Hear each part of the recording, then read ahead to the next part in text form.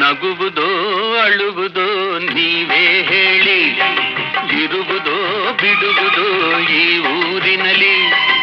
ಈ ಜನರ ನಡುವೆ ನಾನು ಹೇಗೆ ಬಾಳಲಿ? ಅಳುವುದೋ ನಗುವುದೋ ಈಗ ಏನು ಮಾಡಲಿ?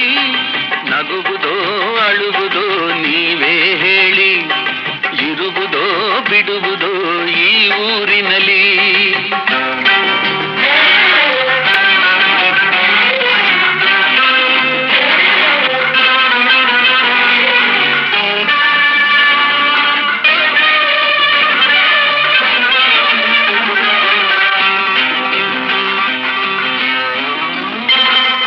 ಬಡವರ ಕಂಬನಿಗೆ ಬೆಲೆ